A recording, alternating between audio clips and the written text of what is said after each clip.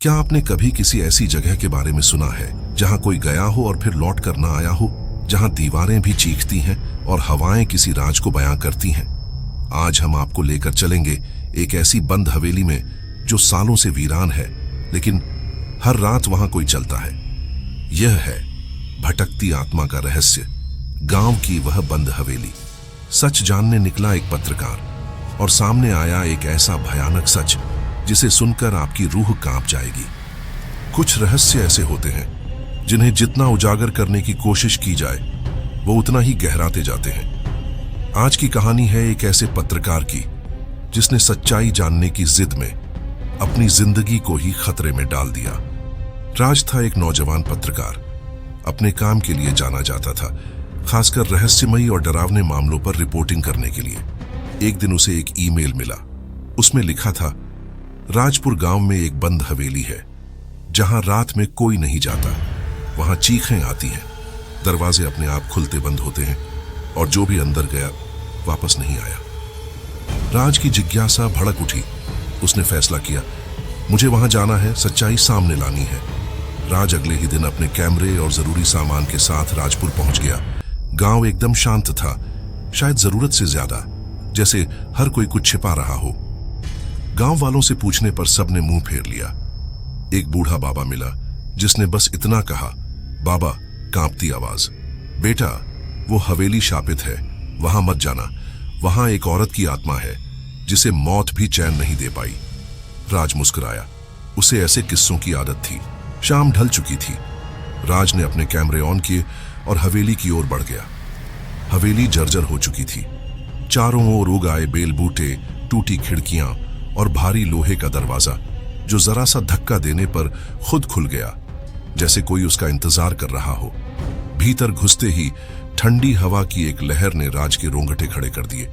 दीवारों पर खून जैसे धब्बे और फर्श पर जले हुए लकड़ी के टुकड़े पड़े थे।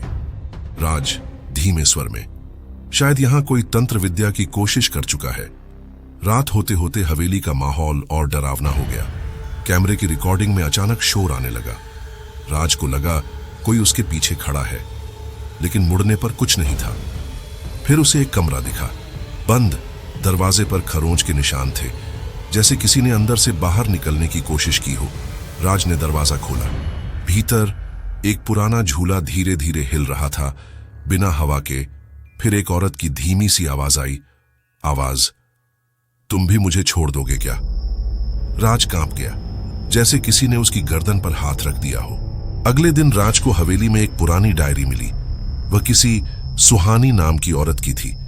डायरी में लिखा था, मैंने इस हवेली में प्यार किया, शादी की, लेकिन मेरे पति ने मुझे धोखा दिया।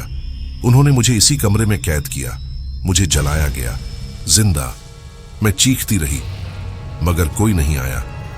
अब मैं हर रात लौटती हूं उन्हें ढूंढने जो मेरे साथ थे और मुझे अकेला छोड़ गए।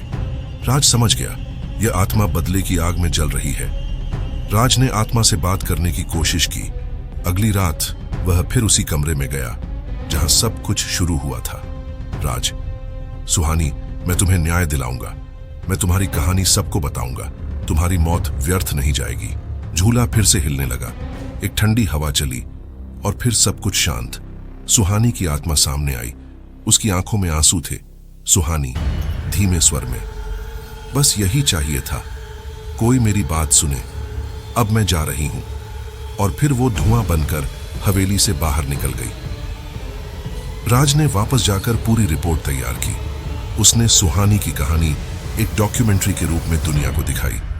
लोग दहल उठे, लेकिन हवेली को अब भूतिया नहीं, एक निर्दोष आत्मा की आवाज माना गया। गांव वालों ने मिलकर वहां एक स्मारक बनवाया और राज अब भी वो नए रहस्यों की तलाश में घूमता है, लेकिन सुहानी की कहानी उसके दिल में बस गई। हर आत्मा डरावनी नहीं होती, कुछ बस सुने जाने की तड़प में भटकती है। अगर आपको ये कहानी पसंद आई हो तो चैनल को सब्सक्राइब करें, लाइक करें और अपने दोस्तों के साथ जरूर शेयर करें। अगली कहानी में फिर मिलेंगे, एक और रहस्य के साथ।